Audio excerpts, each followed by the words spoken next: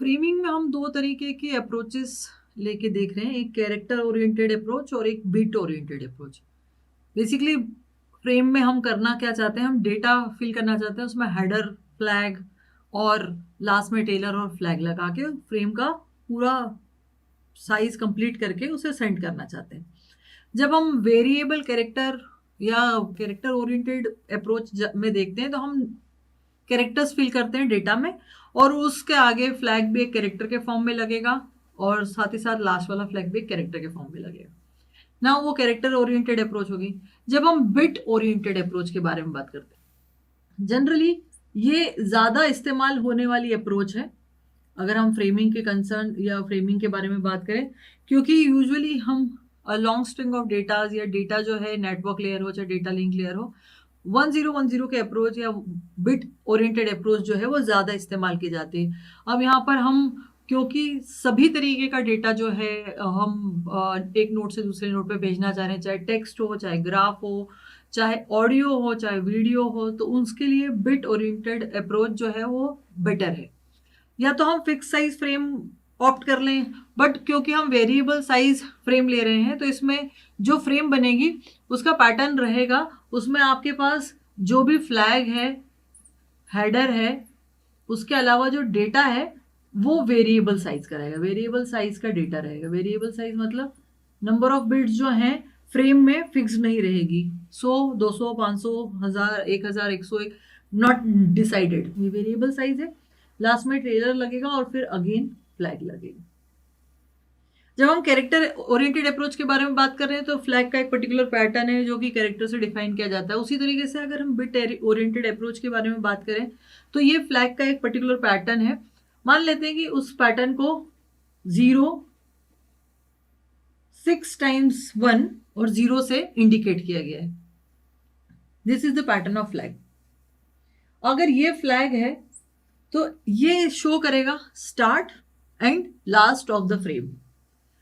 बहुत आसान है, आपने इसको लिया, फ्लैग को यहाँ पे लगाया, हेडर में इंफॉर्मेशन डाली, एड्रेस डाले, टेलर में आपने एरर डिटेक्टिंग करेक्टिंग जो भी इंफॉर्मेशन है वो ऐड की, लास्ट में अगेन यही पैटर्न आएगा and the frame will be received and can be read at the receiver. Now the problem arises where whenever the same pattern, क्योंकि अब देखिए डेटा जो है वो 1010 का कॉम्बिनेशन है, पूरा का पूरा सभी जगह 10 ही है, तो ये भी हो सकता है कि इस डेटा में ये पैटर्न कहीं ना कहीं रिफ्लेक्ट हो या आ जाए। उस सिचुएशन में क्या होगा कि ये तो स्टार्ट ऑफ द फ्रेम बताता है या एंड ऑफ द फ्रेम बताता है। सो उस समय क्या होगा कि receiver will get an information, क्योंकि ये पैटर्न वहां पे आ गया है, so it will get an information कि एंड ऑफ फ्रेम है और then it will stop and then whole system will get disturb, पूरा डिस्टर्ब हो जाएगा। तो ये जो फ्लैग का पैटर्न है, ये वेरिएबल डेटा हो चाहे डेटा, आप उस पूरे डेटा में ये वो पैटर्न जो है वहां पे इंडिकेट नहीं होना चाहिए, नहीं आना चाहिए। सो इसके लिए एक बहुत ही आसान टेक्निक है जो कि अपनाई जाती है ट्रांसमिटिंग नोड पे और रिसीविंग नोड पे। इसे कहते हैं bit stuffing and bit unstuffing. Bit stuffing it means कुछ एक्स्ट्रा बिट ऐड करना और अनस्टफिंग मतलब कुछ एक्स्ट्रा बिट को हटा देना। So transmitter will add some extra bit, यहां पर एक्स्ट्रा बिट लगाएगा कहां पर, ताकि ये जो फ्लैग का पैटर्न है ये इस डेटा में कहीं पर रिफ्लेक्ट ना हो। एंड फॉर दैट करना ये है कि सिंपली जब भी हम बिट स्टफिंग कर रहे हैं तो बिट स्टफिंग 0 स्टफ करना है। बिट स्टफिंग में जहां भी 5 कॉन्जिक्यूटिव वंस आ गए, ये वाले पैटर्न को हमें अवॉइड करना है कि ये पैटर्न आपको डेटा में दिखाई ना दे ताकि रिसीवर कंफ्यूज ना हो। सो जहां पर भी 5 कॉन्जिक्यूटिव मतलब एक के बाद एक 5 वंस आ जाते हैं, तो जहां पे 5 वंस कॉन्जिक्यूटिव आ जाते हैं 0 को फॉलो करते हुए, वहां पर एक 0 एक्स्ट्रा लगा दिया जाए।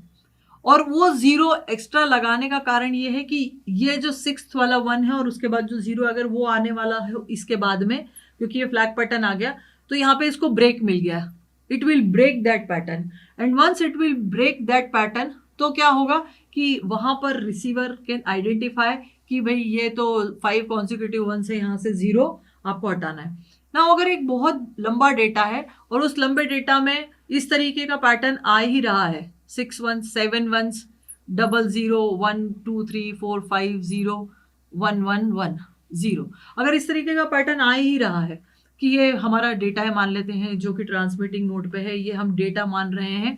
अब इस डेटा में भाई देख सकते हैं, पहले तो काउंट करना पड़ेगा कि टोटल यहाँ पे वंस कितने कितने जा रहे हैं। तो स्टार्ट से हम काउंट करें तो 0, यहाँ पे 1 2 3 4 5, जैसे ही 5 वंस यहाँ पे काउंट हुए, सो जैसे ही 5 वंस हुए, स्टफ एन एक्स्ट्रा 0, यहाँ पे एक एक्स्ट्रा 0 स्टफ कर दीजिए। उसके बाद का पैटर्न एज इट इज रहेगा डेटा में, डबल 1, फिर डबल 0, वेरी गुड, फिर 1 2 3 4 5, फिर से 5 वंस काउंट कर लीजिए भाई। और ट्रांसमिटिंग नोड इसको काउंट करेगा, डेटा लिंक लेयर इसको काउंट करेगी, फिर से एक एक्स्ट्रा 0, ये एक्स्ट्रा है, ये एक्स्ट्रा स्टफ्ड बिट है, स्टफिंग कर रहे हैं, तो हम ये एक्स्ट्रा स्टफिंग कर रहे हैं। अब यहाँ पे 1 2 3 0, तो हमने ये 2 बिट्स एक्स्ट्रा स्टफ कर दी। जस्ट मेक श्योर कि यहाँ पे कॉन्जिक्यूटिव 6 वंस ना आए, ताकि फ्लैग का पैटर्न डेटा में रिफ्लेक्ट ना हो। तो ट्रांसमिटिंग एंड पे तो ये स्टफिंग हो गई। Now what the receiver has to do, receiver first collect the data and then it will also check कि स्टफ तो नहीं है, कहीं डेटा में कोई स्टफिंग तो नहीं है, तो वो बिट स्टफिंग चेक करेगा। अगेन प्रोसेस सेम है, वो 5 वंस काउंट करेगा। अगर 5 वंस काउंट करने के बाद उसमें 0 है तो उसको क्या करेगा, हटा देगा, डिस्कार्ड कर देगा, क्योंकि ये ब्रेक करना है फ्लैग के पैटर्न को।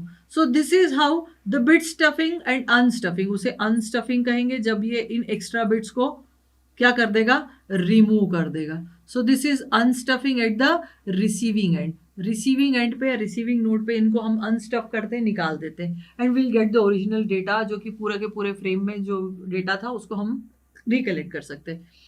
So this is one approach, that is bit oriented approach, and one technique that is bit stuffing and unstuffing, which is very important.